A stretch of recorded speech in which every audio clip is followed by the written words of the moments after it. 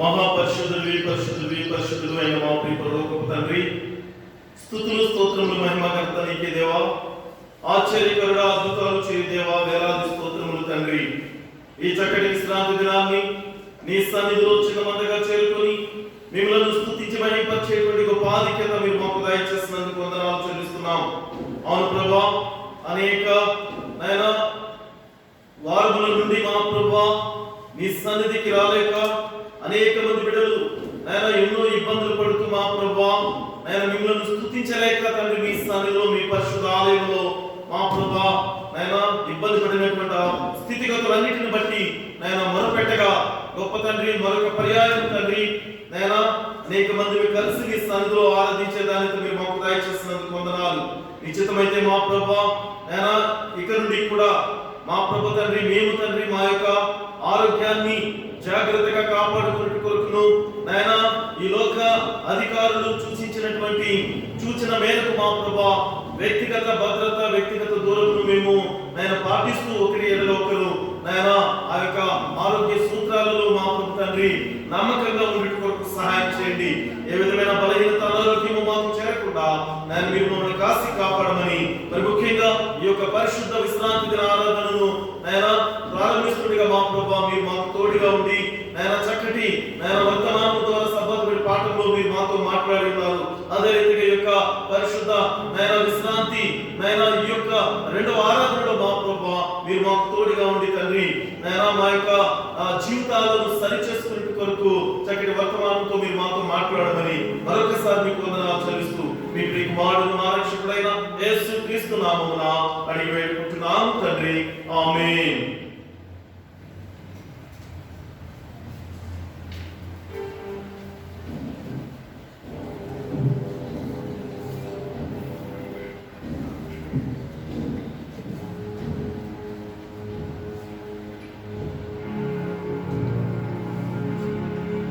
Okay, good morning and happy Sabbath.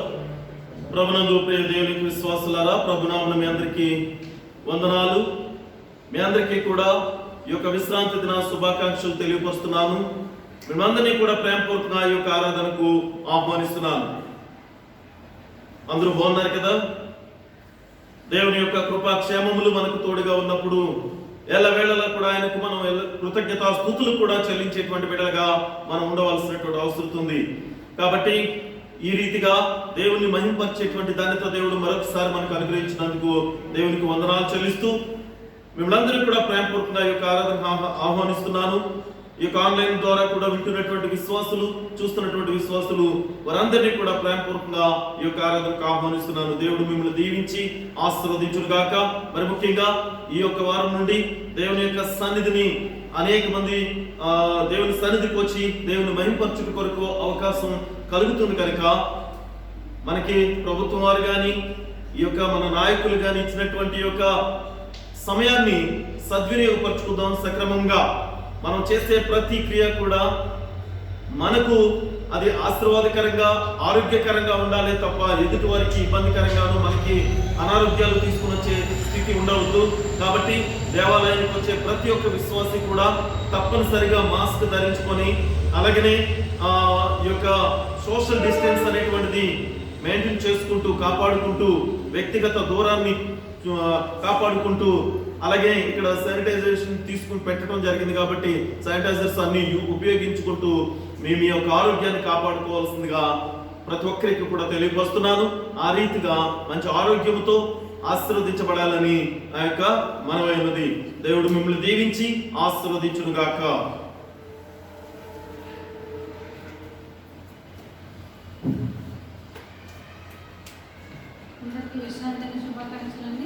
మనందరూ లేచి నుంచున్నట్లయితే ప్రారంభ పాట పాడుతూ దేవుని మహిమ పరుద్దామండి. మనందరూ లేచి నుంచున్నట్లయితే ఆరాధించును ఆనందించును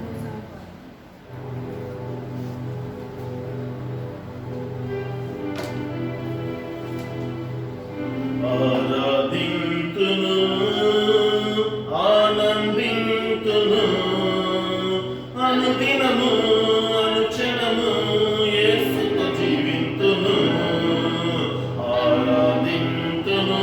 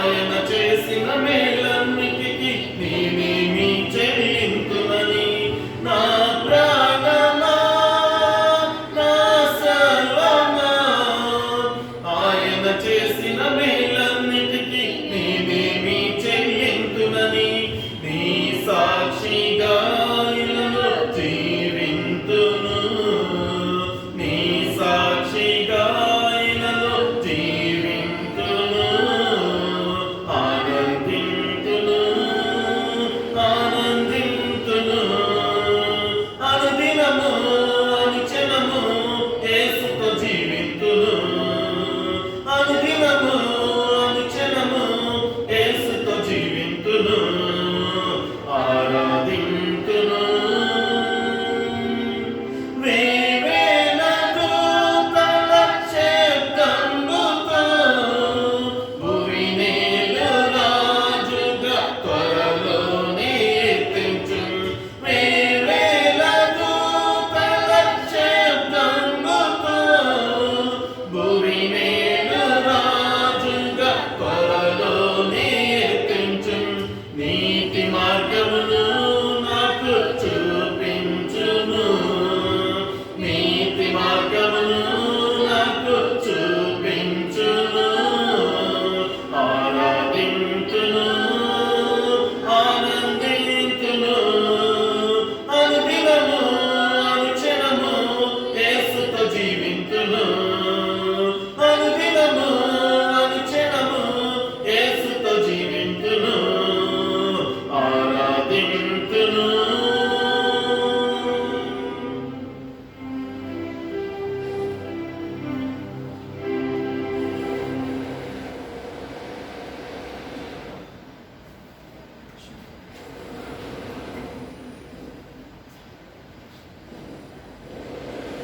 వాక్య పరిచర్య నిమిత్తం దేవుని యొక్క సేవకులు ఏర్పాటు చేసుకున్నటువంటి వాక్యాంశము ఆదికాండం 1వ అధ్యాయం 28వ వచనం. దేవుడు వారిని ఆశీర్వదించును ఎట్లనగా మీరు ఫలించి అభివృద్ధి పొంది విస్తరించి భూమిని నిండించి దానిని లోపరుచుకొనుడి. దేవుడి వాక్యాన్ని దీవించి ఆశీర్వదించినట్లు ప్రార్థన చేసుకుంటాం.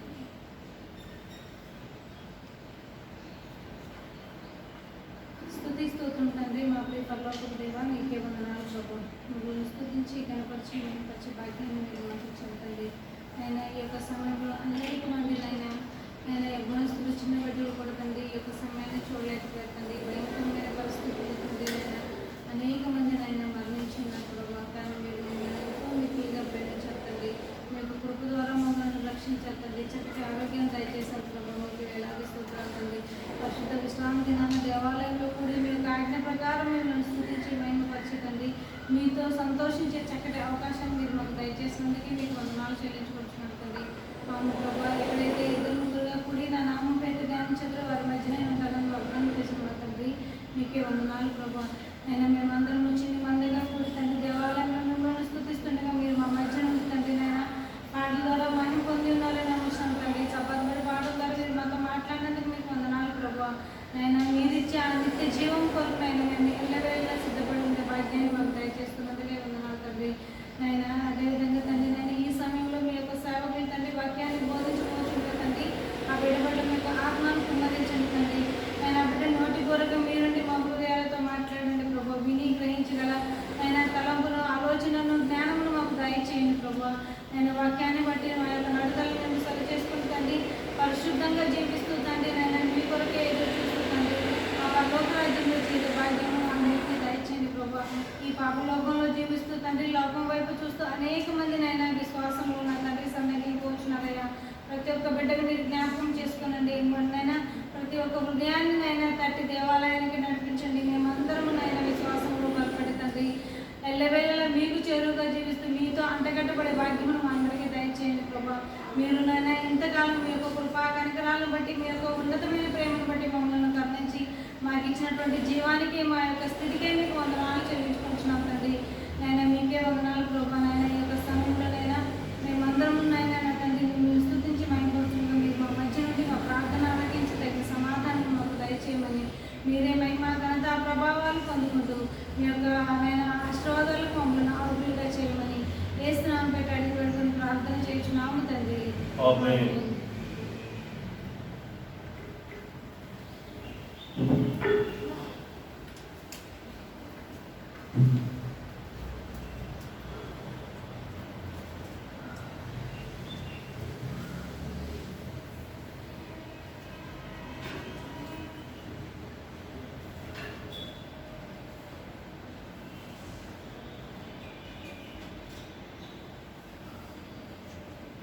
మలాకి 3వ అధ్యాయము 10వ వచనం. మలాకి 3వ అధ్యాయము 10వ వచనం. నా మందిరములో ఆహారం ఉండునట్లు 10వ భాగమంతయు మీరు నా మందిరపు నిధిలోనికి తీసుకుని రండి. దీని చేసి మీరు నన్ను శోధించిన ఎడల నేను ఆకాశపు వాకిళ్లను విప్పి పట్టజాలనంత విస్తారముగా దీవెనలు కుమ్మరించదనని సైన్యములకు అధిపతి యెహోవా సెలవిచ్చుచున్నాడు. మలాకి 3వ అధ్యాయము 10వ వచనం. నా మందిరములో ఆహారం ఉండునట్లు 10వ భాగమంతయు మీరు నా మందిరపు నిధిలోనికి తీసుకొని రండి. దీని చేసి మీరు నన్ను శోధించిన ఎడల నేను ఆకాశపు వాకిళ్లను విప్పి పట్టజాలనంత విస్తారముగా దీవెనలు కుమ్మరించదనని సైన్యములకు అధిపతి యెహోవా సెలవిచ్చుచున్నాడు. ప్రభునందు ప్రియ దేవునికి విశ్వాసులారా,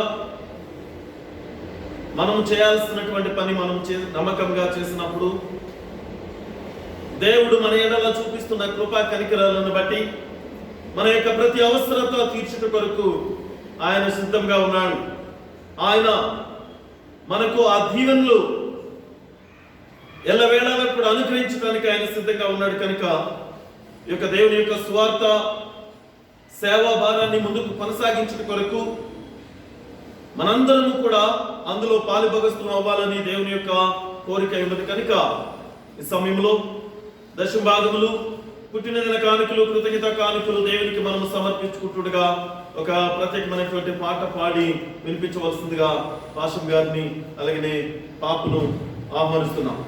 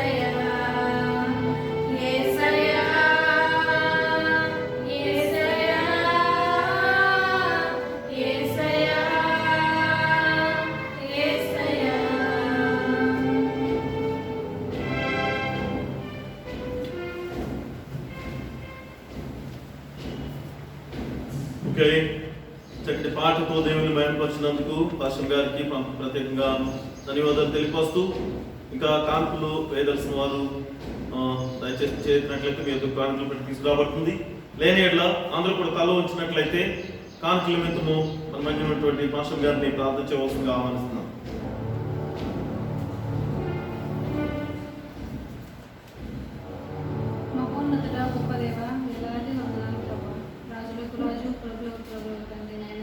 మాకు నా తండ్రి నైనా మేము సజీవంగా ఉండి మా యొక్క పని పాటలు మేము సక్రమంగా చేసుకుంటూ నాయన శక్తి సామర్థ్యాలు అనుగ్రహించున్నాం ప్రభా. నాయన మీ యొక్క చిత్తానుసారంగా తండ్రి మేము నా తండ్రి మిమ్మల్ని ఎంతో మిక్కిలిగా ప్రేమిస్తాం. మీ యొక్క ఆజ్ఞ ప్రకారం తండ్రి నాయన దశమ భాగంలో నాయన కృతజ్ఞత కానుకలు నాయన మీ యొక్క సేవ నిమిత్తం మేము సమర్పించండిగా ప్రభా. నాయన ఇచ్చిన ప్రతి హస్తంలో మీరు మెండుగా దీవించండి, ఆశీర్వదించండి ప్రభా. ఇవ్వలేకున్న వారిని కూడా నాయన ప్రత్యేకంగా మీరు జ్ఞాపకం చేసుకోండి. మీ యొక్క సేవలోనైనా వారును బాలభాగస్తులై తండ్రి మీరు ఇచ్చే ఆశీర్వాదాలకు మేమందరం మారులోటమైనా సహాయం చేయండి ప్రభా. ఈ యొక్క కానుకలను మీ యొక్క సేవ నిమిత్తం నైనా విరివిగా వాడుకుని తండ్రి ఎక్కడెక్కడైతే అవసరతలో ఉన్నారో తండ్రి వారందరికీ నైనా ఇది ఉపయోగపడాలి. మీరే మెండుగా దీవించండి, 30 60 100 ఫలింపజేసి మీ యొక్క సువార్త సేవ నా తండ్రి బలంగా నాయన ఈ యొక్క ప్రపంచం అంతయు నా తండ్రి విస్తరింపులాగా ఈ యొక్క కానుకలను వాడుకోండి ప్రభా. మీకే వందనాలు చెల్లించుకుంటున్నాను తండ్రి. నేను మేమందరం నాయన దినదినము నా తండ్రి నీ యందు విశ్వాసంలో ఎదుగుటకు నాయన మీ యొక్క కృపా కనికరాలను బట్టి నాయన మేము ఏ కొదువ లేకుండా సమృద్ధి దీవులతో మేము ఎదుగుటకు మీ యొక్క మెండైన ఆశీర్వాదాలు మా పైన ఎల్లవేళలో కుమ్మరించమని యేసునామం పేట అడిగి పెట్టుకుని ప్రార్థన చేయించున్నాము తండ్రి. ఆమేన్.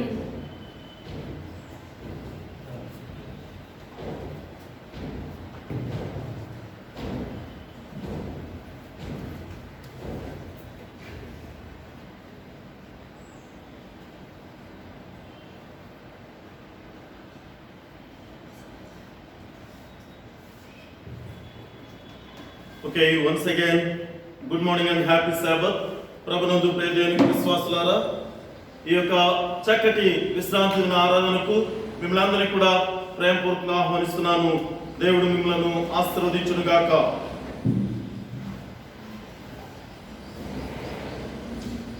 మా యొక్క సదర్న్ ఏషియా డివిజన్ లో పనిచేసినటువంటి ఒక దైవ సేవకులు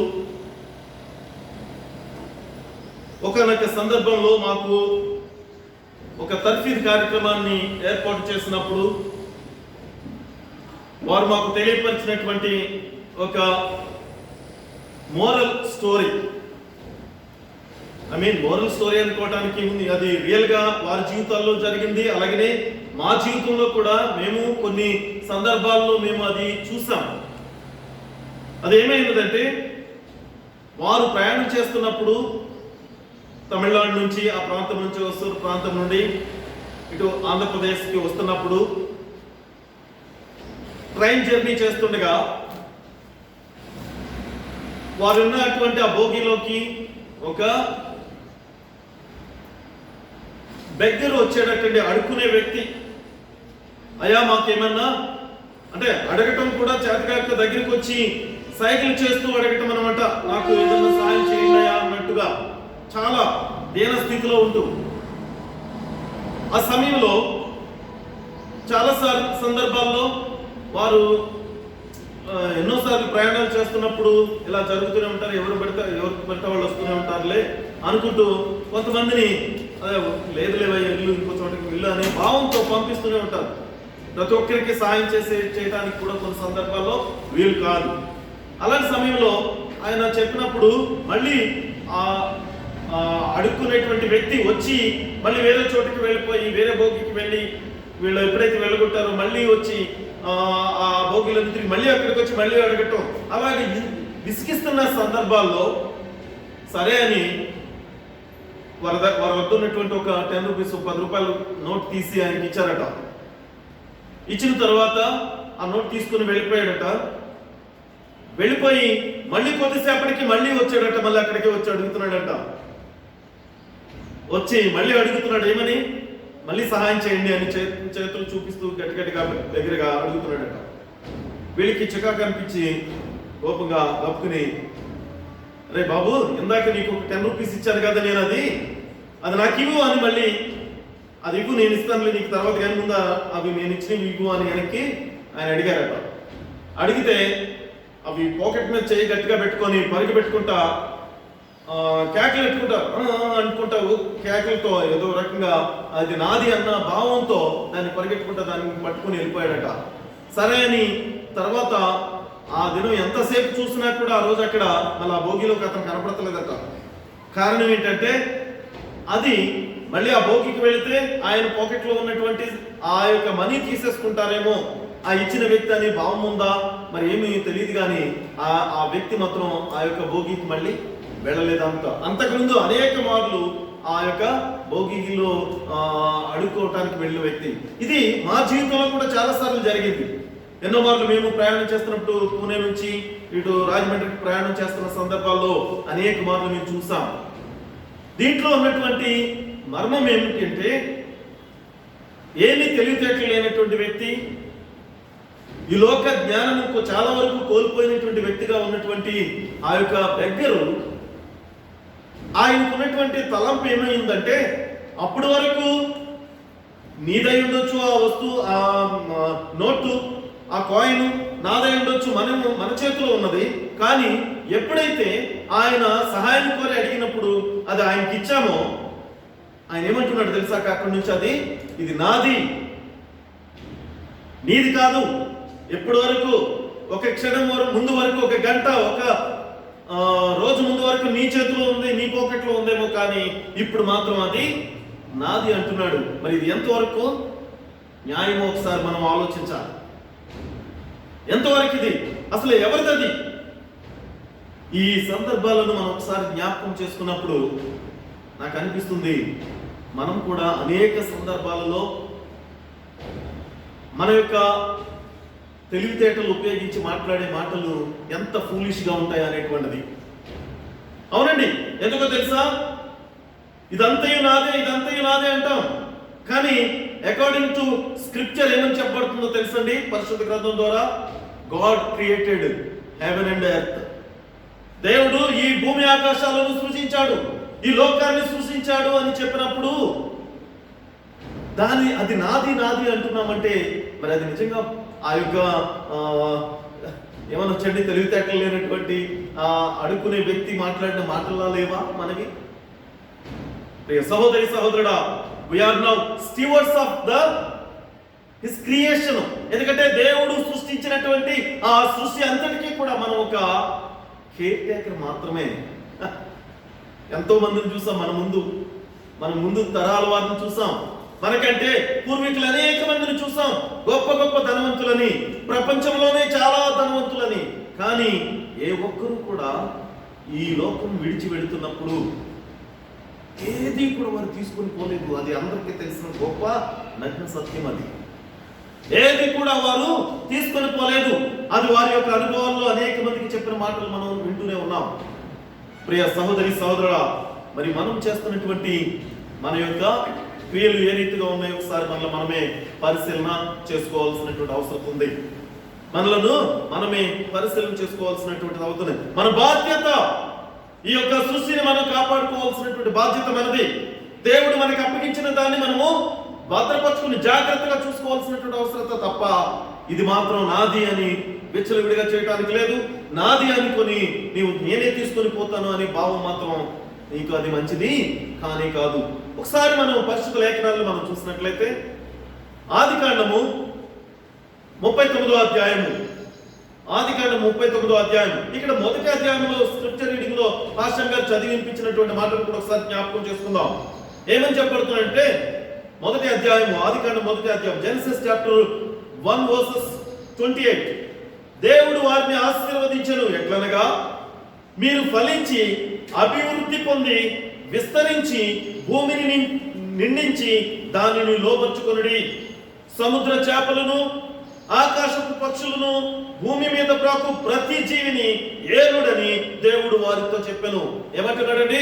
ఓ మనిషి, నీవు ఈ లోకాన్నంతటినీ కూడా ఏం చేయి, నువ్వు అభివృద్ధి చెందుకుని దీన్ని అనుభవించు. ఈ సృష్టిలో ఉన్న ప్రతిదీ కూడా నీకు లోబడుతుంది. సృష్టికర్త ఇస్తున్నటువంటి గొప్ప వాగ్దానం అది, మనకి ఒక అష్యూరెన్స్ అన్నమాట. ఎందుకంటే సృష్టిలో ఎంతో ప్రేమించి ఎంతగానో ఆయన స్వహస్తాలతో నిర్మించుకున్నటువంటి వాడు నరుడు.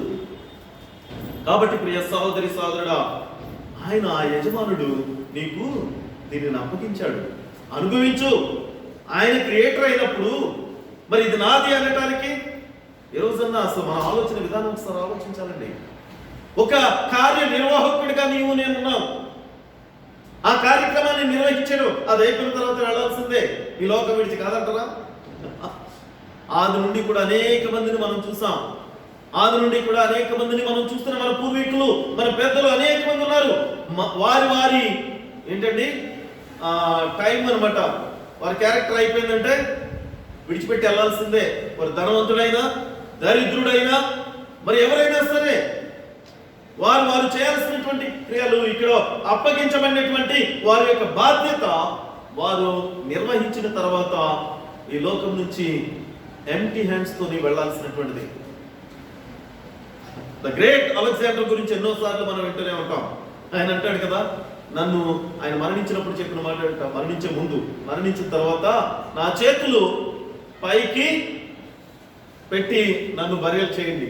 అదేంటి చేతులు పైకి పెట్టి బరియలు చేయడం అంటే చాలా మంది, ఎందుకంటే ఈ యొక్క వరల్డ్ లో ఎక్కువ భాగాన్ని ఆయన జయించి ఆయన అనుకున్నాడంట నేనే సర్వాధికారిని అని చూపించాలని. కానీ చివరికి నేను చనిపోయే ముందు ఏమీ కూడా నేను తీసుకువెళ్ళట్లేదు, ఎంటీ హ్యాండ్స్ తో వెళ్తున్నాను, వట్టి చేతులతో అనేటువంటి భావంతో అందరికీ తెలియాలనేటువంటి ఉద్దేశంతో ద గ్రేట్ అలెగ్జాండర్ ఆ రీతిగా ఆయన్ని బరియలు చేయమని కోరాడని మనం వింటాం. సహోదరి సహోదరుడా, ఎంతో మంది గొప్పవారు ఈ రీతిగా వారి యొక్క అనుభవాలను తెలియపరుస్తున్నప్పుడు నిన్ను అభివృద్ధి చెంది ఫలించి నీవు ఈ భూమిని నింపు. ఏ రీతిగా అంటే అది దేవునికి అంగీకారంగానే, అంతే తప్ప నీకు ఇష్టానుసారంగా నీ జీవితాలను జీవించడం కాదు ప్రియ సహోదరి సహోదరుడా. కాబట్టి నీవు ఏ రీతిగా దేవుని యొక్క నామాన్ని మహింపరుస్తూ దేవుని యొక్క చిత్తం ద్వారా నీవు ముందుకు వెళ్తున్నావు మనం చూడాలి. ఇక్కడ అదే జెనసిస్ చాప్టర్ 39 39వ అధ్యాయము 4వ వచనం మనం ఒకసారి చూసినట్లయితే, ఆది కాండము 39వ అధ్యాయము 4వ వచనం మనం చూసినట్లయితే, యోసేపు మీద అతనికి కటాక్షము కలిగను గనుక అతని యొక్క పరిచర్య చేయువాడాయను, మరియు అతడు తన ఇంటి మీద విచారణకర్తగా అతనిని నియమించి తనకు కలిగినదంతయు అతని చేతికి అప్పగించను. ప్రభునందు ప్రియ దేవునికి విశ్వాసులారా, ఇక్కడ యోసేపు గురించి మనకి తెలియాలి. యోసేపు తన అన్నల చేత ఆయన శోధింపబడి ఐగుప్తులు వారికి బానిసగా అప్పగింపబడటం అంటే కూడా అమ్మివేయబడి ఆయన పొందినటువంటి శ్రమ బట్టి ఆయన ఐగుప్తు దేశానికి వెళ్ళినప్పుడు ఐగుప్తు దేశంలో ఒక అధికారి యొద్ద, ఆ అధికారి పేరు పోతిఫర్, మనందరికీ తెలిసినటువంటి వాడే. ఆ యొక్క ఫరో యొక్క ఉద్యోగస్తుడు అయినటువంటి ఆయన దగ్గర పనిచేస్తున్నటువంటి యొక్క పోతిఫర్ దగ్గర ఒక పనివాడిగా ఆయన్ని ఏర్పాటు చేయడం జరిగింది. ప్రభునందు ప్రియ దేవునికి విశ్వాసులారా, ఇక్కడ ఈయన తన యజమానుడికి ఎంత నమ్మకంగా ఉంటే తన ఇల్లంతటి మీద తన కలిగిన దాని అంతటి మీద ఆయనను అధికారిగా పెట్టాడు. ఒకసారి మనం ఆలోచించాలి. నీవు నేను మన యొక్క తండ్రి, మన యజమానుడు, మనల్ని సృష్టించుకున్నటువంటి సృష్టికర్త మనల్ని ఎంతగానో ప్రేమించి మనకిచ్చినటువంటి యొక్క సర్వ సంపదను బట్టి మనము దేవునికి ఎంత నమ్మకస్తులుగా ఉంటున్నాము ఒకసారి మనమే పరిశీలన చేసుకోవాలి. దేవుని ఎడల, దేవుని యొక్క పనిలో మనం ఎంత నమ్మకస్తులుగా మనం జీవిస్తున్నాము అనేటువంటిది ఒకసారి మనమే పరిశీలన చేసుకోవాల్సినటువంటి అవసరం ఉంది. ప్రియ సహోదరి సహోదరుడా, ఈయనకంటూ ఏమీ లేదు యోసేపుకి, కానీ నీకు నాకు ఏమైనా ఉందా ఒకసారి మనమే పరిశీలన చేసుకోవాలి. ఈ లోకంలోకి దిగంబరిగా నేను వచ్చాను, తిరిగి మళ్ళీ దిగంబరిగానే వెళ్తానంటున్నాడు. ఎందుకంటే తల్లి గర్భంలో రూపింపక మునిపే మన ఎడల దేవునికి ఉన్న ప్రణాళిక తప్ప మనము ఏమీ తీసుకొని రాలేదు, ఏమీ తీసుకొని పోము. కాబట్టి మరి ఏది నీది కాదన్నప్పుడు మరి యోసేపుకు కలిగినటువంటి నమ్మకము, యోసేపుకు కలిగినటువంటి విశ్వాసము నీవు నేను కూడా దేవుని ఎడల ఎందుకు కలిగి ఉండలేకపోతున్నాం ఒకసారి ఆలోచించాలి.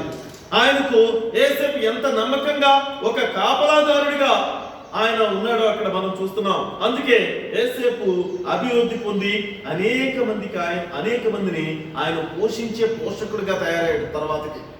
అవును కదండి, ఐగుప్తులో అనేక మందిని పోషించగలిగేటువంటి పోషకుడిగా ఆయన భవిష్యత్తులో జరగబోయేటువంటి శ్రమను ఆయన ముందుగానే వారందరికీ కూడా తెలియపరిచి జాగ్రత్త పడి ఒక బానిసగా వెళ్ళిన వాడు అక్కడ ఉండేటువంటి ప్రజలందరికీ కూడా ఈయన ఒక ఆశ్రయంగా కనపడ్డాడు. అంటే ఎంత గొప్ప ఆదరణ అది ఎవరి వలన కలిగింది అనేటువంటిది ఒకసారి మనమే పరిశీలన చేసుకోవాలి. అది దేవుని యందు భయభక్తులు కలవాడు కనుక, దేవునికి విధేయుడు కనుక, ఆయన ఈ లోకంలో ఏది నాది కాదు, దేవుడు నాకు ఇచ్చిన దాన్ని నేను సక్రమంగా క్రమంగా దాన్ని జరిగించాలి అనుకుని తన పనిలో నమ్మకంగా ముందుకెళ్ళువాడు కనుక యోసేపు అంతగా ఆశీర్వదించబడినట్టుగా మనం చూస్తున్నాం.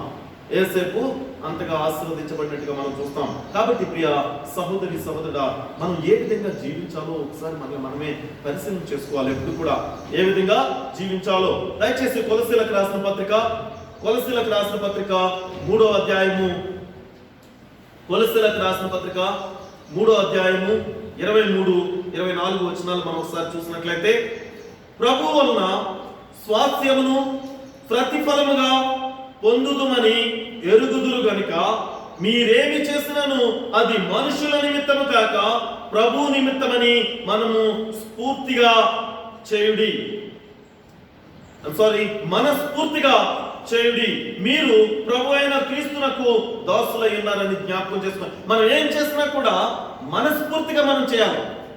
మనం చేసే ప్రతి పని కూడా మనం జీవించే విధానం ఎలా ఉండాలంటే, ఏదో మొక్కుబడిగా వారందరూ కూడా ఎవరో చూస్తున్నారనో, ఎవరో ఆయన పాద్రి గారు పాస్టర్ ఎక్కువగా పదే అడుగుతున్నాడు, అయ్యా దేవుని సేవ కానుకలు ఇవ్వండి, అయ్యా దేవుని సేవను ముందుకు కొనసాగించాలి కాబట్టి మీరు సహాయపడాలయ్యా అని దైవ సేవకుడు పదే అడుగుతున్నాడరా, మన యొక్క విశ్వాసం అక్కడ కనపరుస్తున్నామా ఎలా అనేటువంటిది మనం ఒకసారి మనమే పరిశీలన చేసుకోవాలి. నీవు మనుషుల నిమిత్తము చాలా మంది కానుకలు దేవునికి ఇచ్చే విధానంలో కూడా ఆ రీతిగానే ఉంటారు. అనేక మంది నన్ను పరిశీలిస్తున్నారు, నన్ను చూస్తున్నారా లేదా, వారందరికీ తెలుసా తెలియదా, నన్ను చూస్తే నేనే ఎక్కువ మొత్తంలో ఇచ్చానా, లేక నేను తక్కువ ఇచ్చినా కానీ నా వెంట చూస్తున్నా నేను రెగ్యులర్ గా ఇస్తున్నానా అనే భావంతో అనేక మంది ఎడల నేను ఇచ్చిన దాని గురించి నా గురించి ఎప్పుడు చెప్పలేదండి ఆ దైవ సేవకుడు అంటారు. ఎవరికి ఇచ్చారు? దైవ సేవకుడిగా ఆ కానుక దేవుని యొక్క పరిచర్య జరుగుట కొరకు దేవుడు నిన్ను ఆశీర్వదించిన దానిని బట్టి దేవుని యొక్క పరిచర్యలో పాలిభాగస్తురాలు అవుట కొరకు నీవు దేవునికి స్వార్థ సేవలో నమ్మకంగా ముందుకు వెళుతున్నావు, అంతే తప్ప దైవ సేవకుని కొరకు కాదు. సహోదరి సహోదరుడా, మరి నీ యొక్క విశ్వాస జీవితము ఇక్కడ నమ్మకమైనటువంటి యోసేపు వల్లే నీ జీవితం ఉందో లేదో ఒకసారి నీవే పరిశీలన చేసుకో.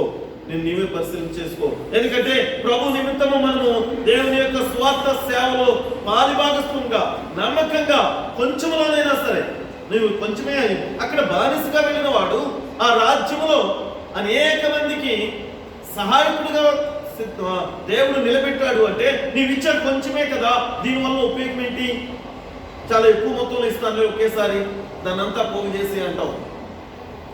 అనేక మంది చెప్పే మాటలవే అన్ని కలిపి ఒకసారి అంట. ఎందుకు అన్ని కలిపి? నీకు అసలు ఆ సమయం ఆ సందర్భం దేవుడు నీకు ఇస్తాడో ఇప్పుడు ఒకసారి నిన్నవే కొంచెంలో నీవు నమ్మకం ఉండటం నేర్చుకుంటే నేను అధికంలో దేవుడు నిన్ను ఆస్వాదిస్తాడు. చాలాసార్లు నేను ఇదే ఈ యొక్క స్టీవర్షిప్ సర్మన్స్ లో చెప్పాను. నేను దేవుని సన్నిధిలో అనేక మంది బిడ్డలు చాలా మంది అవసరతలను బట్టి దేవుని సన్నిధికి వస్తారు. అందులో ముఖ్యంగా అనారోగ్యాలతో బాధపడేవారు, అలాగే ఏ ఆదరణ లేనటువంటి వారు, అంటే ఏ పని కూడా వారికి లేక, చదువుకున్నా కూడా చక్కటి పని ఏమీ దొరకక ఆ ఇబ్బందికరమైనటువంటి పరిస్థితుల్లో దేవుని సన్నిధికి వస్తుంటారు.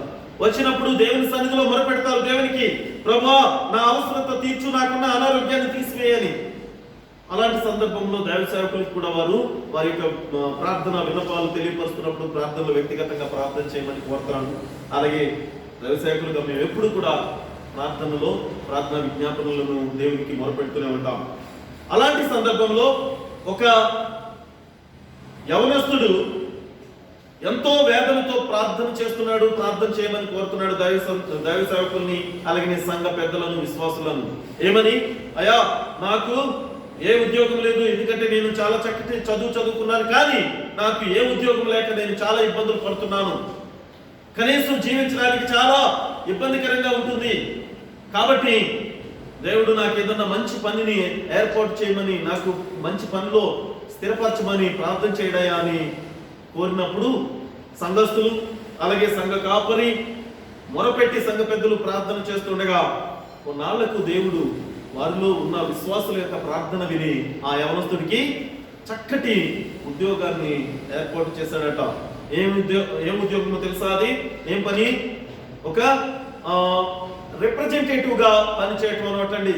ఒక వస్తువుని మార్కెటింగ్ చేస్తూ ఆయన దాని ద్వారా అభివృద్ధి చెందేటువంటి పని. అది కొంచెం మార్కెటింగ్ కష్టంగానే ఉంటుంది, కానీ తను ఎంత కష్టపడతాడో అంతగా ఆశీర్వదించబడతాడు అనమాట. అయితే ఈ మాట చెప్పే ముందు, ఈ ప్రార్థన విజ్ఞాపన చెప్పే ముందు అందరితో చెప్పిన మాట ఏంటంటే, అందరూ కానుకలు ఇస్తున్నారు, నేను అందుకే దశమభాగం ఇవ్వలేకపోతానికి నాకు అసలు ఏ పని లేక, ఏ ఉద్యోగం లేకపోతే నేను నమ్మకంగా దేవునికి దశమభాగం ఇచ్చేవాడిని అని.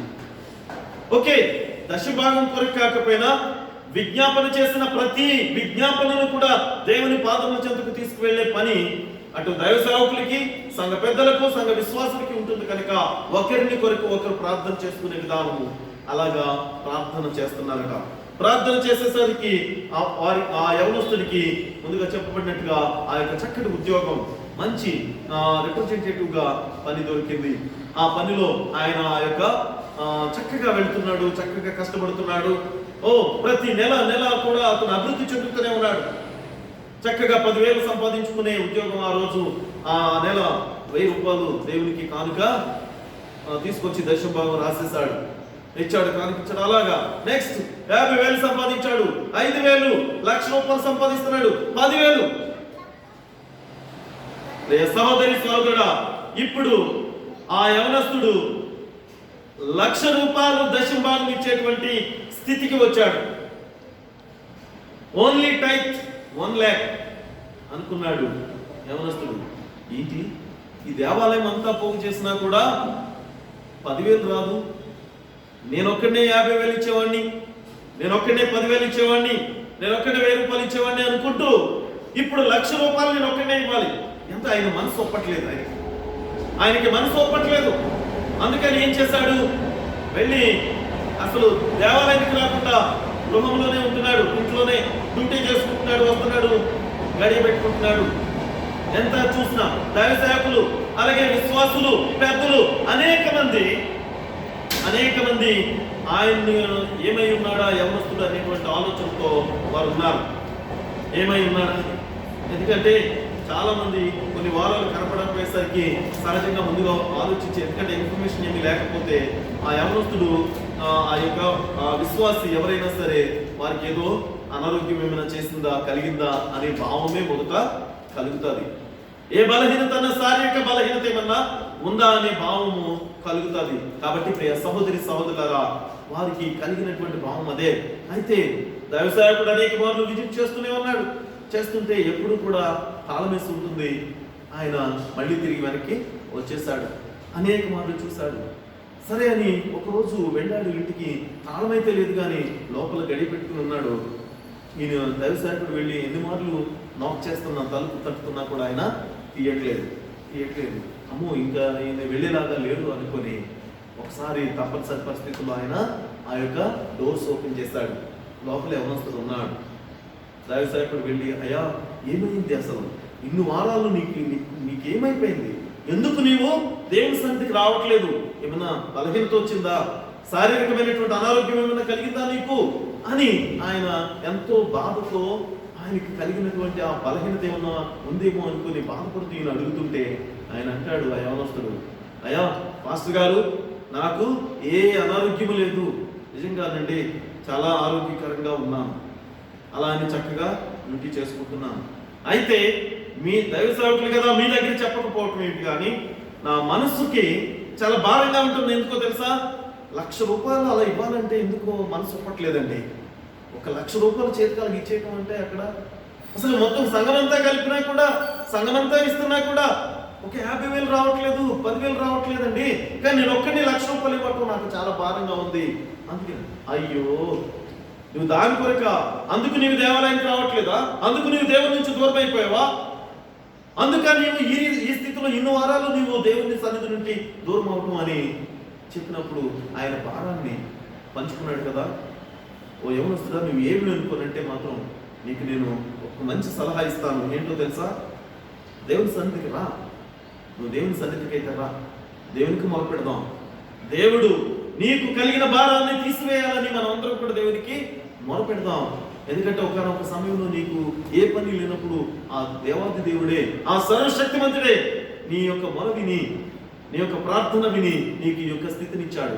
కాబట్టి మనం ఈసారి మరొకసారి ప్రార్థనలో నీ గురించి మొరపెడదాం. తప్పకుండా దేవుడు మేలు చేస్తాడని చెప్పాడు. సరే అని నెక్స్ట్ వీక్ దేవాలయానికి వచ్చాడు. అందరూ మళ్ళీ ఇది అందరికీ తెలిసింది ఆ యవనస్తుడికి కలిగినటువంటి భారం. అందరూ మళ్ళీ మోకరిల్లి ప్రార్థన చేశారు. ఏమని ప్రార్థన చేయాలి? ఆ యవనస్తుడికి కలిగిన ఆ భారాన్ని తగ్గించయా, ఆయనకి కలిగిన భారం తగ్గించంతే, అంతగా నీకు ఏం చేయలేదు కదా. అందరూ మొరపెట్టారు. చక్కగా మళ్ళీ తిరిగి పనికి వెళ్తున్నాడు, డ్యూటీకి వెళ్తున్నాడు, తన డ్యూటీకి దేవాలయానికి వస్తున్నాడు, దేవాలయానికి వస్తున్నాడు. చివరికి ఆ డ్యూటీలో ఆయనకి కలిగినటువంటి స్థితి ఏంటో తెలుసా? ఎంత ప్రయత్నం చేస్తున్నా, ఎంతగా కాళ్ళు అరిగిపోయేలాగా తిరుగుతున్నామంటారు రిప్రజెంటేటివ్స్ చెప్పే మాటలు. తిరుగుతున్నా కూడా ఆయన ప్రమోట్ చేయాల్సినటువంటి ఆ యొక్క వస్తువు ఏదైతే ఉంటుందో, ఆయన అమ్మవలసినటువంటి వస్తువులు ఏవైతే ఉంటున్నాయో అవి ఏవి కూడా అమ్ముడు కావట్లేదటండి.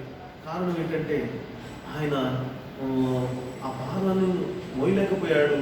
అందరూ సంఘమంతా కూడా ప్రార్థన చేయగా ఆయన కొంత భారం తగ్గింది. ఎంతవరకు తగ్గిందంటే ఒక ₹10,000 నెలకి సంపాదించుకునే స్థితి. అంటే కానుక ఎంత? దేవునికి దశభాగం ఎంత ఇవ్వాలైనా? ₹1,000. ₹1,00,000 ఇవ్వలేకపోయాడు కాబట్టి దేవుడు ఇప్పుడు ఆయన ఇవ్వగలిగే ఆ అమౌంట్ ఎంతైతే ఉందో ఆ ₹10,000 ఆయనకు వస్తే ₹1,000 ఇవ్వగలడు దేవునికి. సంతోషంగా ₹1,000 ఇస్తున్నాడు దేవునికి కానుక.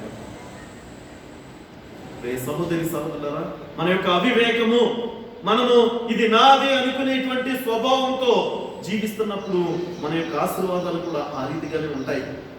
దేవుని ఎడల నీవు నమ్మకమైనటువంటి గృహ నిర్వాహకుడిగా ఉన్నప్పుడు దేవుడు ఆకాశపు వాకిలి ఇప్పుతానంటున్నాడు. ఇందాక మనం చదివాం మలాకీలో వ్రాయబడినట్టుగా. ఎప్పుడు కూడా ఆయన యొక్క ఆశీర్వాదాలకు మనం యోగ్యులుగా ఉండలాగా దేవుడు మనం ఆశీర్వదిస్తానంటున్నాడు. దేవుని యొక్క పనిలో నమ్మకంగా ఉన్నప్పుడు, ఎప్పుడైతే అది మనకు పని భారంగా భావిస్తామో, ఎప్పుడైతే అది చాలా భారంగా అనుకుంటామో, అప్పుడే దానికి తగినటువంటి దీవులే ఫలితాలే మన జీవితాల్లో కూడా ఉంటూ ఉంటాయి ప్రియా సహోదరి సహోదరుడా. కాబట్టి దేవుని యొక్క పనిలో, సువార్తలో మనం నమ్మకమైనటువంటి వారిగా, అది కొంచెమైనా సరే ఇక్కడ ఏది కూడా ఆశించి చేయకూడదనేటువంటిది. ఎందుకంటే ఇక్కడ యోసేపు చేసిన పని అదే. ఆయన బానిసగా వచ్చాడు, ఆయన నమ్మకంగా యజమానుడి దగ్గర ఉన్నాడు కాబట్టి తనకు కలిగిన దాని అంతటి మీద కూడా ఆయన్ని యజమానుడిగా పెట్టాడు. ఈ లోకానికి వచ్చిన నీవు నేను కూడా ఏమండి ఓనర్స్మా? ఏం తయారు చేసుకుని తెచ్చుకున్నాం మనం కదా. కాబట్టి మనము కూడా ఈ లోకానికి వచ్చింది అసలు ఒక బానిస బ్రతుకు నుంచి దేవుడు మనల్ని విడుదల చేశాడు.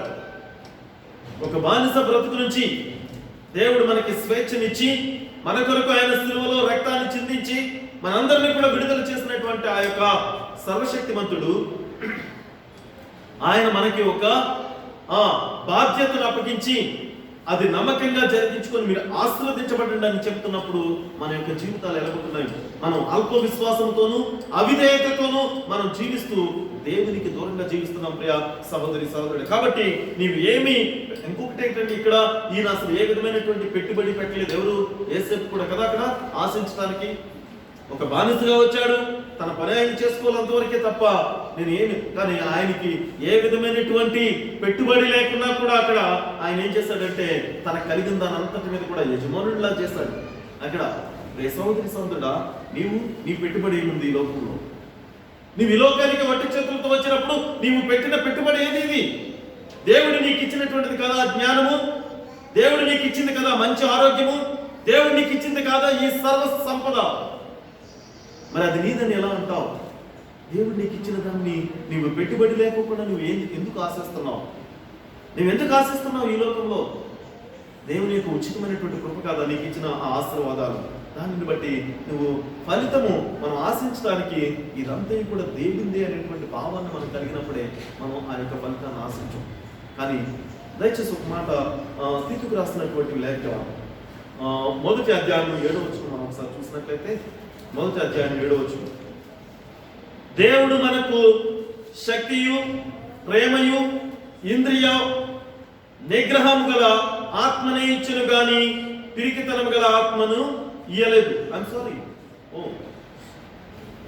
తీతుకు రాసినటువంటి నేను తిమోతి చదువుతున్నాను, సారీ, 1వ అధ్యాయము తీతుకు రాసినటువంటి పత్రిక 1వ అధ్యాయము 7వ వచనాన్ని మనం చూసినట్లయితే, ఎందుకనగా అధ్యక్షుడు దేవుని గృహ నిర్వాహకుని వలె నిందారహితుడై ఉండవలెను. అతడు స్వేచ్ఛాపరుడును, ముక్కోపియు, మద్యపానియు, కొట్టువాడును, దుర్లాభము ఆశింపకై ఉండువాడు, అపేక్షించువాడును కాక ఉండాలి. అది ఏం చేయాలి? ఎలాంటి వాడై ఉండాలంటే అధ్యక్షుడు మీన్స్ దేనికైనా సరే, నీ కుటుంబంలో నీవు యజమానుడు అయితే, నీ యొక్క సంఘంలో నీవు సంఘ పెద్దవైతే, సంఘ కాపురి అయితే నీవు ఉండాల్సినటువంటి స్థితి ఏమైనదో మనకి ఇక్కడ చాలా స్పష్టంగా తెలియపరుస్తున్నాడు. దేవుని గృహ నిర్వాహకుని వలె నిందారహితుడై ఉండాలి. అంటే దేవుడు అప్పగించబడినటువంటి పనిలో ఎంత యథార్థంగా ఉంటాడో ఆ యొక్క నిర్వాహకుడు, ఆ మేనేజర్. ఇది బెస్ట్ ఎగ్జాంపుల్ మనకి ఇక్కడ యోసేపే అనుకుంటాను నేనైతే. తన యొక్క ఇంటి యజమానుడు అప్పగించబడినటువంటి ఆ పనిలో చాలా నమ్మకంగా ఉన్నాడు. చివరికి తన ఇంటి యజమానురాలు కూడా ఆయనపై ఆశపడి ఆయన ఇబ్బందికరమైనటువంటి పరిస్థితులకు నెట్టేస్తుంటే కూడా ఆ యొక్క శోధన నుండి తొలగిపోయాడే తప్ప ఆ యజమానురాలికి, అంటే యజమానుడికి అక్కడ అన్యాయం అనేటువంటిది ఆయన చేయలేదు ఇక్కడ. కాబట్టి ఆయనకు అప్పగించబడినటువంటి పనిలో ఎంతో నమ్మకంగా నిందారహితుడు అయినాడు. ఏ విధమైన నింద ఆయన మీద రాలేదు. నిజంగా అక్కడ యోసేపుకి చాలా శోధన కలిగింది కదా పోతీఫర్ భార్య ద్వారా.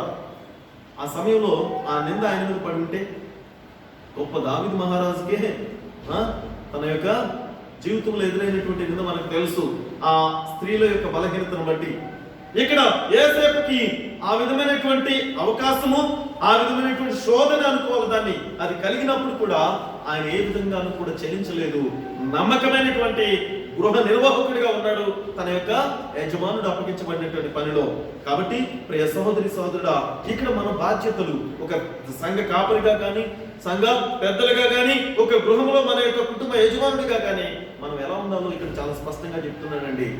ముక్కోపిగా ఉండవద్దు, మద్యపానీయుడిగా ఉండదు. చాలా మంది ఎందుకంటే చక్కగా చెడు అలవాట్లన్నీ కూడా వారి యొక్క గృహాల్లో కానీ, వారు జీవిస్తున్నటువంటి ప్రాంతాల్లో కానీ చేసి మళ్ళీ 10 మందిలోకి వచ్చినప్పుడు ఎలా ఉంటుందో తెలుసా? నీతిమంతుడు చెప్పామన్నా, ఆయన కంటే పరిస్థితులు ఎవరు ఉండరు అన్నమాట. అక్కడే ఆ నీతి మాటలు చెప్పి మళ్ళీ తెల్లారా ఇంకో చోటకు వెళ్ళి వాళ్ళు చేస్తున్నటువంటి చెడ్డ క్రియలు మనం ఎన్నో చూస్తుంటాం. కాబట్టి ప్రియ సహోదరి సహోదరుడా, మనం ఎవరి కోసం ఇందాక చదివా, మనుషుల కోసం కాదు, ఆ యొక్క ప్రభు నిమిత్తము ఆయనను మనలను సృష్టించి మనకు అప్పగించబడినటువంటి బాధ్యతను సక్రంగా జరిగించు నిమిత్తమే మనం జీవించాలి తప్ప మనుషుల కొరకు మాత్రం మనము వారిని ఏదో సంతోష పెట్టేటువంటి వారిగా మనం ఉండవద్దు. కాబట్టి ప్రియ సహోదరి సహోదరుడా, నువ్వు ఏ విధమైనటువంటి జీవితాన్ని నీవు జీవిస్తున్న ఒకసారి మనం ఆలోచించాలి. మనము ఆ యొక్క విశ్వాసం కొంచెంలో మనము ఎంతో, అది చిన్నదే అయి ఉండొచ్చు, చాలా ప్రాముఖ్యమైనటువంటిదిగా ఉంటుందని దేవునికి పరిశుద్ధ వాక్యం మనకి తెలియపరుస్తుంది. మార్క్స్ వార్త మనం ఒకసారి చూసినట్లయితే, మార్క్స్ వార్త 12వ అధ్యాయము 41, 44 వచనాల్లో మనం చూసినట్లయితే ఇక్కడ ఒక మాట మనం చూస్తున్నాం. ఏ విధంగానంటే మార్క్స్ వార్త 12వ అధ్యాయము 41 నుంచి, ఆయన కానుక పెట్టె ఎదుట కూర్చుండి జన సమూహము ఆ పెట్టెలో డబ్బులు వేయుట చూచుచుండెను. ధనవంతులైన వారు అనేకులు అందులో విశేషంగా సొమ్ము వేయుచుండిరి. ఒక బీద విధవరాలు వచ్చి 2 కాసులు వేయగా ఆయన తన శిష్యులను పిలిచి, కానుక పెట్టెలో డబ్బులు వేసిన వారందరికంటే ఈ బీద విధవరాలు ఎక్కువ వేస్తే నేను మీతో నిశ్చయముగా చెప్పుచున్నాను నేను. కానీ ఈ మాట చదువుతున్నప్పుడు అదేంటండి, అసలు అనేక మంది ఎక్కువ మొత్తంలో ఇస్తే అది తక్కువ అంటారు, అది చాలా పనికిరాంది అంటున్నాడు ఈయన. ఈమె 2 కాసులు ఇస్తేనే ఇదే చాలా ఎక్కువ మొత్తం, ఇది చాలా విలువైనది అన్న మాటలు చెప్తున్నాడు ఏంటి అని తన శిష్యులకే అర్థం కాలేదు. అక్కడ తన శిష్యులకే అర్థం కాలేదు. ఈ యొక్క విధవరాలు ఇచ్చినటువంటి కొద్దిపాటి ఆ 2 నాణ్యాలు విలువైనవా? వాళ్ళు అనేకమైనటువంటి అంటే కట్టలు తీసుకొచ్చి కాసులు అక్కడ పోస్తున్నారు, అనేక మంది ధనవంతులు, దానికి విలువ లేదా అని వీరు భావిస్తుంటే తర్వాత వచనాన్ని 44వ వచనాన్ని మనం చూసినప్పుడు, అది చదివినప్పుడు అది ఎంత ప్రాముఖ్యమైనదో మనకి అర్థమవుతుంది. వారందరూ తమకు కలిగిన సమృద్ధిలో నుండి వేస్తుంది కానీ ఈమె తన లేమిలో తనకు కలిగినదంతయు, అనగా నాకు ఈ మాట చాలా ఇష్టం అండి, అనగా తన జీవనమంతయు వేస్తుందని చెప్పాను. అది ఎంత గొప్ప మాట తెలుసు. అక్కడ తనకు కలిగిన జీవనమంతా, ఇంకా ఆమెకు జీవించడానికి వేరే ఆధారం లేదు. ఆ విధంగా దేవుని యొక్క పని కొరకు, పని నిమిత్తం ఆమె ముందుకు వచ్చినప్పుడు మరి వీరిలో ఎవరు గొప్పవాళ్ళు అంటే మరి ఆ యొక్క లోకరక్షకుడు, ఆ సర్వాధికారి, సర్వసృష్టికర్త చెప్తున్న మాట అది యథార్థం అన్నమాట కదండి. అది ఎంత ఎందుకంటే వారంతా కూడా కొంత ధనాన్ని దాచుకున్నారు. వారంతా కూడా ఈ లోకంలో నేను ఇంకా కొద్ది కాలం జీవించాలి, మాకు కావలసినటువంటి అవసరతలన్నీ తీర్చుకోవాలని ఆలోచనతో ఉన్నటువంటి వారుగా ఉన్నారు. ఈ యొక్క పేద విధవరాలు మాత్రం ఆమెకి ఏ విధమైన ఆలోచన లేదు. ఎందుకంటే కొంతమంది ఈ మధ్య ఈ యొక్క బలహీనతకు లోనైన వాళ్ళందరూ చెప్పే మాటలు చాలా మంది దగ్గర మనం విన్నాం. ఈ యొక్క COVID-19 ఎఫెక్ట్ అయినటువంటి వారందరూ కూడా చెప్పిన మాటలు ఏంటో తెలుసా? అయ్యా, బ్రతికుంటే దేవుణ్ణి మాత్రమే స్మరించుకుంటూ జీవనాన్ని ముందు కొనసాగించాలనే స్థితికి వెళ్ళిపోయే వాళ్ళమండి. ఆ భయంకరమైనటువంటి వ్యాధి సోకినప్పుడు అని అనేక మంది విట్నెస్ ఇస్తున్నారు. కారణం ఏంటో తెలుసండి, ఇంకా వేరే ఈ లోకంలో ఏది కనపడతలేదు వారికి, వేరే ఏది కూడా అవసరత వారికి కావాలి, అది ప్రాముఖ్యం అనే మాట కలగట్లేదు. దేవుని యొక్క పని, దేవుని తప్ప, దేవుని ఆరాధించడం, దేవుని మహింపరచడం తప్ప అనే భావంతో ఇక్కడ పేద విధవరాలకు కూడా కలిగింది అదే. ఆమె నిస్సహాయ స్థితిలో ఉంది. ఆమెకి ఏ విధమైనటువంటి ఆదరణ లేదు, ఆమెకి ఎటువంటి అవకాశం లేదు, ఇంకా అనేక మొత్తంలో వస్తుంది అనేటువంటి భావం. కానీ ప్రియ సహోదరి సహోదరుడా, ఆమె జీవనం అంతా కూడా దేవుని యొక్క పని నిమిత్తము అక్కడ సమర్పించినట్టు మనం చూస్తున్నాం. కాబట్టి ఆమెను బట్టి మనం నేర్చుకోవాల్సినటువంటి ఆ యొక్క విధానం ఏమిటంటే, ఏ విధమైనటువంటి ఆసరా లేకపోయినా నమ్మకమైనటువంటి విశ్వాసురాలుగా ఆమె ఉంది. కానీ కాబట్టి ఆమెను దేవుడు ఇంత గొప్ప ఉన్నతమైనటువంటి కానుక అని చెప్తున్నాడే. మరి ప్రియ సహోదరి సహోదరుడా, నీవు నేను మనం ఇచ్చే విధానాలు ఎలాగుంటాం? చాలా మంది అలాగంటే ఎక్కువ ఇవ్వకూడదయ్యా, తక్కువ ఇవ్వాలా అనుకుంటారు. నువ్వు ఎక్కువ ఇవ్వాలా, తక్కువ ఇవ్వాలా, సమస్తము చూస్తున్న దేవుడు నిన్ను పరిశీలిస్తూనే ఉన్నాడు. నీ యొక్క హృదయ తలంపులన్నీ కూడా ఆయన ఎరిగే ఉన్నాడు. నీ యొక్క ఇందాక యవనస్తుడికి ఎక్కువ ఇవ్వాలో తక్కువ ఇవ్వాలో దేవుడు రిజల్ట్ ఇచ్చినట్టుగానే ఆ యవనస్తుడికి ఆ ఎక్కువ ఇవ్వలేనటువంటి భారాన్ని తగ్గించి తక్కువ ఇచ్చే స్థితికి తీసుకొచ్చాడు. అయినంత మాత్రం దేవుని పరిచర్య కుంటుపడలేదు, దేవుని యొక్క స్వార్థ ఆగిపోదు. కాబట్టి ప్రియ సహోదరి సహోదరుడా, నీవు ఏ రీతిగా ఉంటున్నావు ఒకసారి ఆలోచించాలి. మనం ఇచ్చేటువంటి విధానము అది ఎంత ప్రేమ, ఎంత భక్తిగా ఉందో అనేటువంటిది దేవుడు చూస్తాడు. ఇక్కడ మనకి ఆ విధవరాలు ఇచ్చినటువంటి కానుక అదే. అది 2 కాసులైనా కూడా చాలా భయభక్తులతో, ప్రేమతో ఇచ్చింది. ఇది నాకు అయ్యా, నాకు ఉన్నదే ఇది, ఇంకా నాకు జీవనం అంతా ఇదే, నాకు ఇంకా ఏం లేదు. అది తెలుసు దేవునికి. అది వచ్చి చెప్పట్లే, ఆమె నా జీవనం అంతా ఇచ్చాను అన్నాడు, ఏం చెప్పట్లా. హృదయాంతరంగా ఎరిగిన దేవుడు అని అందుకే చెప్తున్నాం. కాబట్టి ఆయన ఆమె వేసిన కానుకని చూసి సమస్తము కూడా ఆమె ముందు ఇదే గొప్ప ఉన్నతమైన కానుక అని చెప్తున్నాడు. ప్రియ సహోదరి సహోదరుడా, ఏ రీతిగా మనం ఉన్నాం ఒకసారి ఆలోచించాలి. మరొక స్త్రీని కూడా మనం చూసినట్లయితే, మరొక స్త్రీ, దయచేసి 1 కింగ్స్ మొదటి రాజులు 17వ అధ్యాయము, మొదటి రాజులు 17వ అధ్యాయము 12 నుంచి 15 వచ్చిన వరకు మనం చూసినట్లయితే ఇక్కడ ఒక స్త్రీ గురించి మనం చూస్తాం. ఇక్కడ ఒక స్త్రీ గురించి కూడా మనం చూస్తున్నాం. దయచేసి మొదటి రాజులు 17వ అధ్యాయము 12వ వచనం నుంచి చూస్తాం. అందుకామె, నీ దేవుడైన యెహోవా జీవము తోడు, తొట్టెలో పట్టెడు పిండియు గుడ్డెలో కొంచెం నూనెయు నా యొద్దనున్నవే గాని అప్పం ఒకటైనను లేదు. మేము చావక ముందు నేను ఇంటికి పోయి వాటిని నాకును నా బిడ్డకును సిద్ధము చేసుకొనవలెనని కొన్ని పుల్లలు వేరుకొనుటకు వచ్చి నేను. అప్పుడు ఎలియా ఆమెతో ఇట్లా, నేను భయపడవద్దు, పోయి నీవు చెప్పినట్లు చేయుము. అయితే అందులో నాకు ఒక చిన్న అప్పము మొదట చేసి నా యొద్దకు తీసుకొని రమ్ము, తరువాత నీకును నీ బిడ్డకును అప్పములు చేసుకున్నామని. నేను చూడండి, ఉన్నదే కొంచెమయ్యా, ఒక అప్పము అవుతుందేమో, అది అయినా అప్పము ఒకటో రెండో అయినా అది నేను నా కుమారుడు తిని ఇంకా చనిపోదాం అనుకుంటున్నాం. ఎందుకు చనిపోదాం అనుకుంటున్నాం అంటే ఆ ప్రాంతం అంతా కరువుతో ఉన్నటువంటి పరిస్థితులు. ఇంకా ఇక్కడికి వచ్చి ఒక దైవజనుడు ఏలియా అడుగుతున్నాడు, ఏమని, మొదట నాకు చేసి ఒక చిన్న అప్పమైన ముందు నాకు చేసి పెట్టు అంటున్నాడు. రేసంతి మరి నిజంగా ఒకటే ఉన్నప్పుడు ఇది నాకు వద్దులే పక్కడికి ఇచ్చేద్దామనే భావం ఎంతమందికి ఉంది? అసలు రెండు అంగీలు ఉంటే ఒక అంగీ ఇవ్వటానికే ఎవరికి కూడా తలంపు రావుని దుస్థితిలో ఉన్నాము కదా. ఎంత ఘోరమైనటువంటి దినాల్లో మనం జీవిస్తున్న ఒకసారి ఆలోచించాలి ప్రియ సహోదరి సహోదరుడా. ఆ విధవరాలు, ఆ యొక్క ముసలివారు, ఆ యొక్క దిక్కుమాలిన వారు, అంటే ఏ విధమైన ఆదరణ లేనటువంటి వారిగా ఉన్నటువంటి వారు, వారికి కలిగినటువంటి విశ్వాసం మనకి లేకుండా పోతుంది. వారికి కలిగినటువంటి ఆ యొక్క విశ్వాసం మనకి లేకుండా పోతుంది. అసలు విడోస్ అంటేనే, విధవరాలు అంటేనే ఏ విధమైన ఆసరా లేదు వాళ్ళకి. చాలా మంది గవర్నమెంట్ కూడా ఈ యొక్క పెన్షన్ అది ఇవ్వడానికి కారణం అదే. వారికి ఏ విధమైన ఆదరణ లేదు. అలాంటి విడోస్, ఆ విధవరాలు చేసిన గొప్ప సేవ మనకి ఈ యొక్క పరిశుద్ధ లేఖనాల ద్వారా చదువుతున్నప్పుడు అసలు నేను చేస్తున్నటువంటి క్రియలు ఎంత భయంకరంగా ఉన్నాయో ఒకసారి మనమే తెలుసుకునేటువంటి స్థితి దేవుడు మనకు కలిగి చేస్తున్నాడు. కాబట్టి ఆ మాట చెప్పి చివరికి ఆ మేమన్నదో ఇక్కడ మన 14వ వచనంలో చూస్తున్నాం, భూమి మీద యెహోవా వర్షము కురిపించు వరకు ఆ తొట్టిలో ఉన్న పిండి తక్కువ కాలేదు, బుడ్డిలో నూనె అయిపోలేదు. ఇశ్రాయేలు దేవుడైన యెహోవా సెలవిచ్చి ఉన్నాడు నేను. అంతటా ఆమె వెళ్ళి ఏలియా చెప్పిన మాట చెప్పున చేయగా అతడును ఆమెయు ఆమె ఇంటి వారును అనేక దినములు భోజనము చేయుచు వచ్చిరి. యెహోవా ఏలియా ద్వారా సెలవిచ్చిన ప్రకారము తొట్టెలో ఉన్న పిండి తక్కువ కాలేదు, బుడ్డిలో ఉన్న నూనె అయిపోలేదు. దేవునికి వందనాలు అని చెప్తున్నాడు. ఆ సర్వశక్తివంతుడు ఏ కొదువ చేయడమ్మా, నువ్వు మొదట వెళ్ళి నాకు ఒక చిన్న అప్పం తయారు చేసి తీసుకురా. అదే విశ్వాసంతో ఆమె ఆ విడువ వెళ్ళి ఆ చిన్న అప్పం తీసుకొచ్చి ముందు ఆ దైవ సేవకుడికి ఆహారంగా ఇచ్చిన తర్వాత అది మొదలుకు కొన్ని దినాలు ఆ యొక్క కరువు పోయే వరకు కూడా వారికి ఏ కొదువ లేదటండి.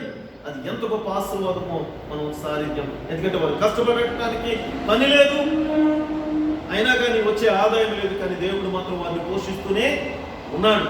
అది దేవుని ఎడల మనకి కలిగేటువంటి నమ్మిక, విశ్వాసం ఇదే ఉండాలి. ఆ సర్వశక్తివంతుడు, ఆ సర్వ సృష్టికర్త, ఆ యొక్క యజమానుడు, ఓనర్, ఈ యొక్క సృష్టి అంతటికి కూడా ఆ క్రియేటర్ మనకి మన అవసరతలు తీర్చడానికి ఆయన సిద్ధంగా ఉన్నాడని మీకు తెలియదా? మన అవసరతలు తీర్చడానికి ఇంకొక మాట కూడా మనం ఒకసారి చూడాలి. దయచేసి యోహాను సువార్త 6వ అధ్యాయము, యోహాను సువార్త 6వ అధ్యాయము 11వ వచనం నుంచి 13 వచనాల వరకు. ఎందుకంటే ఇక్కడ ఒక చిన్న బిడ్డలను మనం చూస్తామండి. ఈయన కొండ మీద ప్రసంగం చేస్తున్నటువంటి యేసయ్య చేస్తున్నటువంటి ఆ సందర్భంలో వారు ఆయన్ని వెంబడిస్తూ అనేక మంది ఆయన్ని వెంబడిస్తూ ఆయన బోధిస్తున్న బోధకు వారందరూ కూడా విస్మయులై, ఎందుకంటే అప్పటి వరకు వారు చెప్పినటువంటి అనేక మంది ఒక కల్మషమైనటువంటి ఒక దురుద్దేశంతో చెప్పేటువంటి మాటలకును యేసయ్య చెప్తున్నటువంటి ఆ శ్రేష్టమైనటువంటి ఆ యొక్క నిర్మలమైనటువంటి హృదయము కల మాటలతో వారందరూ కూడా ఏకీభవించి అక్కడ అందరూ కూడా ఆయన అనుసరిస్తూ ఫాలో అవుతూ ముందుకు వెళ్తున్నప్పుడు 11వ వచనం మనం చూడాలి. 6వ అధ్యాయం 11వ వచనం మనం చూసినట్లయితే, యోహాను సువార్త 6వ అధ్యాయం 11వ వచనం.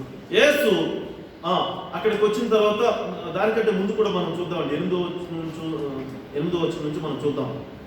ఆయన శిష్యులలో ఒకడు, అనగా సీమోను పేతురు సహోదరుడైన ఆంద్రేయ, ఇక్కడ ఉన్న ఒక చిన్నవాని యొద్ద 5 యవల రొట్టెలు 2 చిన్న చేపలు ఉన్నవి, కానీ ఇంతమందికి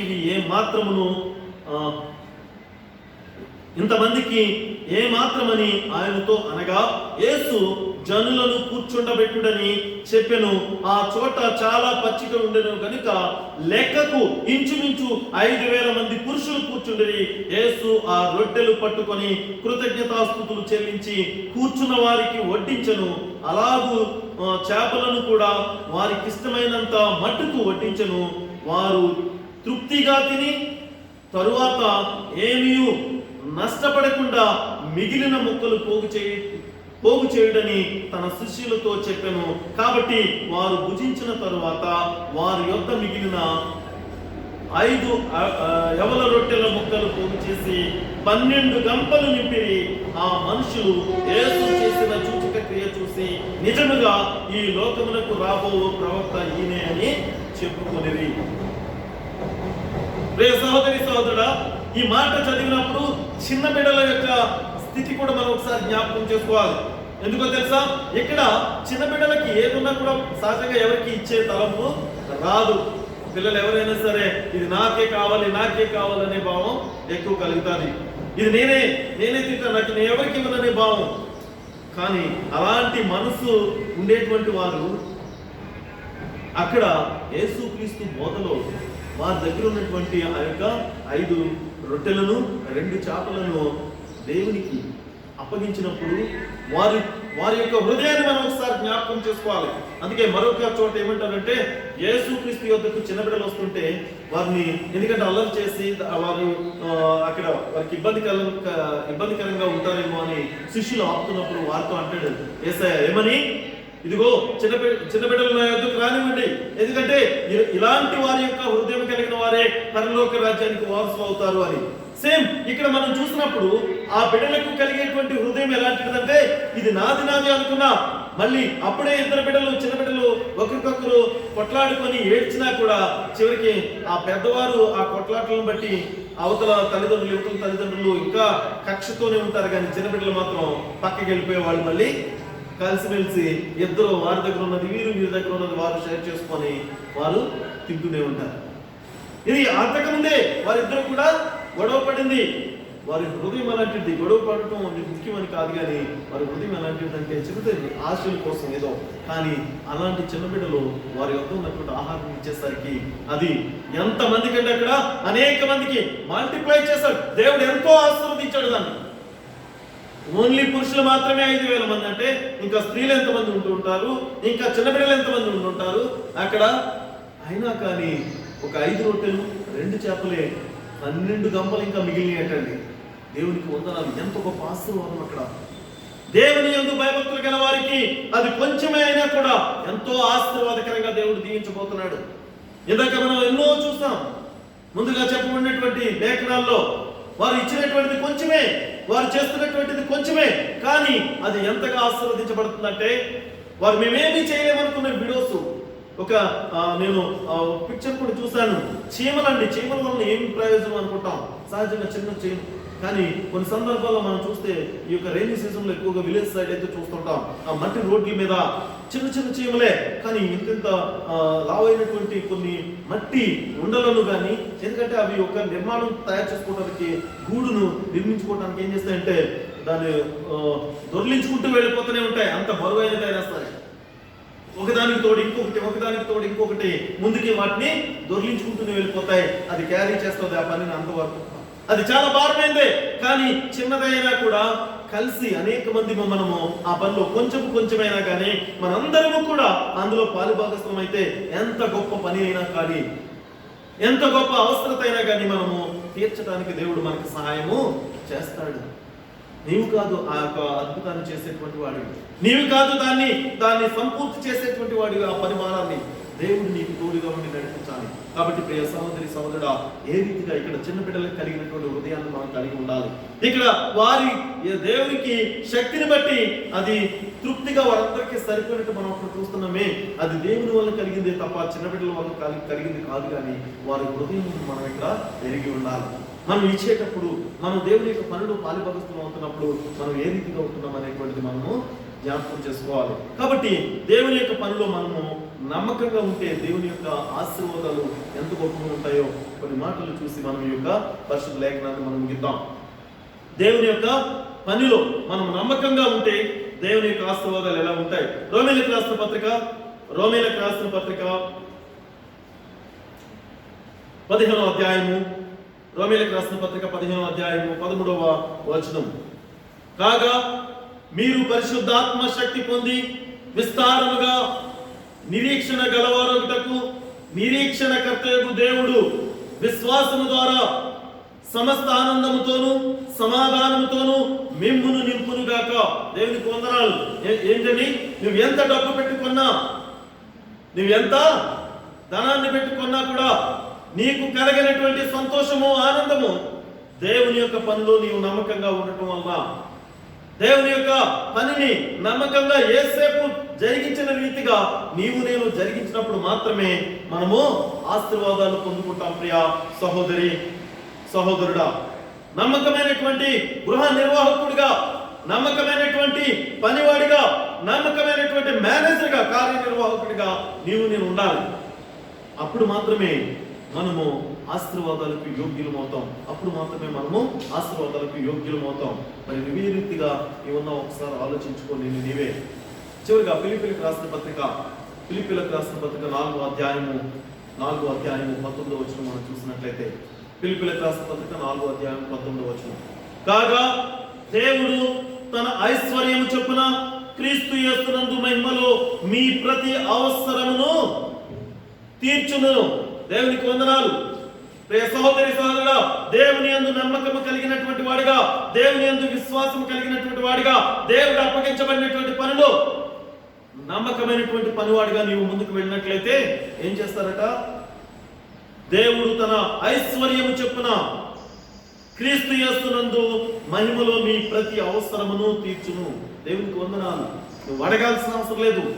నీ తండ్రికి తన కుమారుడికి ఏది అవసరమో అడగక ముందే ఆ అవసరాలు తీర్చేటువంటి తండ్రి గొప్ప దేవుడు మన దేవుడు. కాబట్టి ప్రియ సహోదరి సహోదరుడా, నువ్వు ఏ రీతిగా నీవు విశ్వాసంలో ముందుకు వెళుతున్నావు, ఏ రీతిగా నీవు విశ్వాసంలో ముందుకి వెళుతున్నావు ఒకసారి నీవే పరిశీలన చేసుకో. Are you manager or owner? Sir ఆలోచించాలి. మరి సృష్టికర్త ఉండగా నీవు ఓనర్ అవుతావా లేక మేనేజర్ అవుతావా? నీవు ఒక కార్యనిర్వాహకుడివి. ఒక కార్యము జరిగించడం కొరకు మాత్రమే దేవుడు నిన్ను ఎన్నుకున్నాడు. దాన్ని జరిగించడంలో ఒక కార్యనిర్వాహకుడిగా మాత్రమే ఉన్నావా లేక నేను ఓనర్ని, యజమానుని అని చెప్పుకుంటున్నావు? ఒకసారి ఆలోచించండి. కాబట్టి ప్రియ సహోదరి సహోదరుడా, దేవుడు ఇచ్చిన దాన్ని మనము మొదటి చెప్పబడినట్టుగా ఆదికాండంలో చెప్పారు కదా, మొదటి అధ్యాయంలో 8వ వచనం చదివారు. ఏమని? మీరు ఫలించి అభివృద్ధి చెందండి, భూమిని నింపండి, ఇదిగో ఈ సృష్టి అంతా కూడా నీకు లోబడుతుంది అని చెప్తున్నాడు. దేవుడు ఇచ్చిన గొప్ప ఆ యొక్క ఆధిక్యత మనం పొందుకోవాలి, అభివృద్ధి చెందాలి, ఫలించాలి. అలాగని దేవుని పనిలో ఇది నాది మాత్రం కాదు, దేవుని పనిలో ఒక పనివాడిగా మాత్రమే నేను, ఒక కార్యనిర్వాహకుడిగా, ఒక మేనేజర్గా మాత్రమే నేను ఈ లోకానికి వచ్చి ఉన్నాను. కాబట్టి నా పని నేను నమ్మకంగా ముగిస్తాను అని మనం ఎప్పుడు చెప్తాం. అది మనం చేయగలిగినప్పుడు మాత్రమే, మనము ఆ యొక్క పనిలో నమ్మకంగా ముందుకు వెళ్తున్నప్పుడు మాత్రమే. కనుక ప్రియ సహోదరి సహోదరుడా, ప్రతి ఒక్కరము కూడా నమ్మకమైనటువంటి విశ్వాసులుగా, నమ్మకమైనటువంటి పనివాడిగా నేను మనం ముందుకు వెళుతున్నప్పుడు దేవుడు మన ప్రతి అవసరత తీర్చడానికి సిద్ధంగా ఉన్నాడు. అటు ధన్యత దేవుడు నీకు నాకు మనందరికీ కూడా కలుగు చేయాలని కోరుకుంటూ ఈ యొక్క కొద్ది వాక్యాన్ని నేను ముగిస్తున్నాను. దేవుడు మిమ్మల్ని దీవించి ఆశీర్వదించును గాక. ఓకే, దయచేసి అందరూ కూడా లేచి నిలబడినట్లయితే ఈ యొక్క ఆరాధన మనం ముగించుకునే కొరకు ముగింపు పాట పాడుకొని ముగింపు ప్రార్థనలో దేవుని యొక్క ఆశీర్వాదాలు కోరుకుందాం. దయచేసి 346 పాట అండి, సాంగ్ నెంబర్ 346. ఇది కోతకు సమయం పనివారి తరుణం ప్రార్థన చేయుదుమా అనే పాట పాడుతూ దేవుని మహిమపడతాం. ఇది కోతకు సమయం పనివారి తరుణం ప్రార్థన చేయుదమా. ఇది కోతకు సమయం పనివారి తరుణం ప్రార్థన చేయుదమా.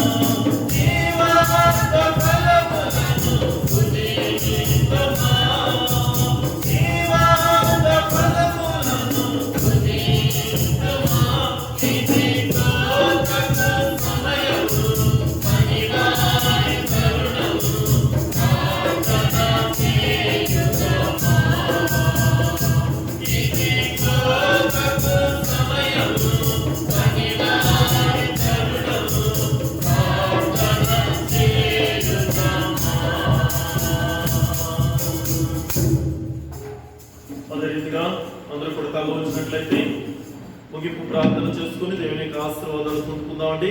దయచేసి అందరూ కూడా తలవంచినట్లయితే ప్రార్థన చేసుకుందాం.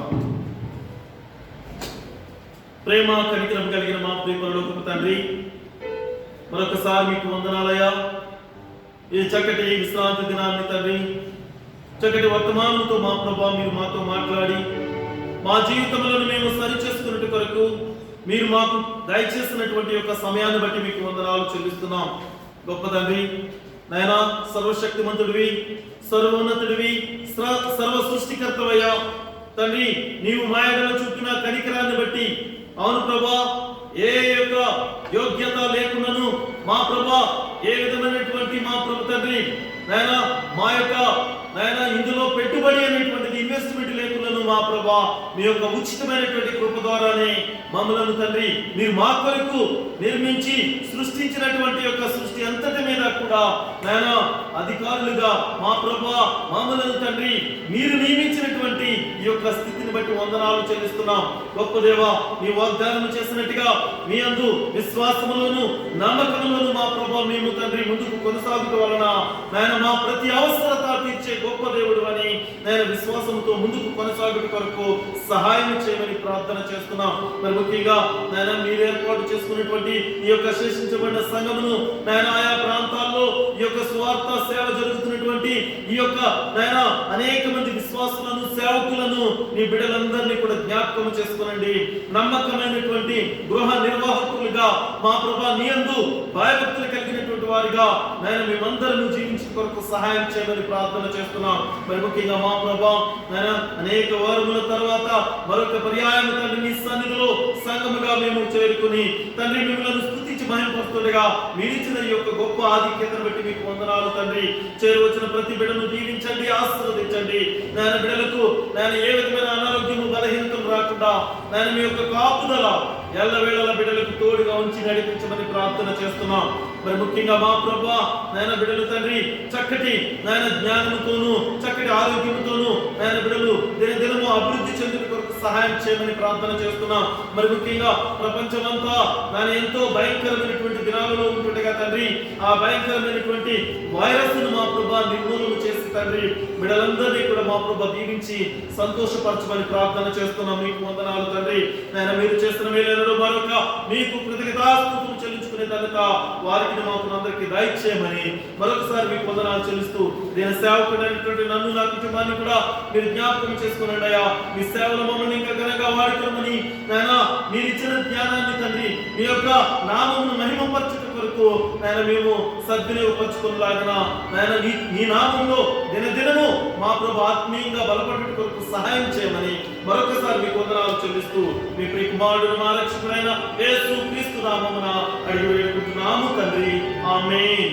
పరలోకమందున మా తండ్రి మీ నామం పరిశుద్ధపరచబడును గాక, మీ రాజ్యము వచ్చును గాక, మీ చిత్తం పరలోకమందు నెరవేరినట్లు భూమి యందు నెరవేరును గాక. మా అనుదిన ఆహారం మాకు నేడు దయచేయండి. మా రుణస్తులను మీరు క్షమించు ప్రకారం మా రుణములను మీరు క్షమించండి. మమ్ము శోధనలోకి తేక కీడు నుండి తప్పించుము. రాజ్యము శక్తి మహిమయు నిరంతరము నీవే నావు తండ్రి. ఆమేన్. మన తండ్రి అయిన దేవుని యొక్క ప్రేమయు కుమారుని యొక్క కృపయు పరిశుద్ధాత్మ యొక్క అన్యోన్య సహవాసము ఇక్కడ చేరి ఉన్న మనందరికీ మరి ముఖ్యంగా బలహీనతతో బాధపడుచున్నటువంటి అనేక మంది బిడ్డలు దేవుని యొక్క అవసరత కొరకు ఎదురు చూస్తున్నటువంటి దేవుని యొక్క సమాధానం కొరకు ఎదురు చూస్తున్నటువంటి బిడ్డలకును ఆయన నమ్మినటువంటి ప్రతి ఒక్క విశ్వాసికిని ఇప్పుడును ఎల్లప్పుడును సదాకాలము తోడై ఉండును గాక. ఆమేన్.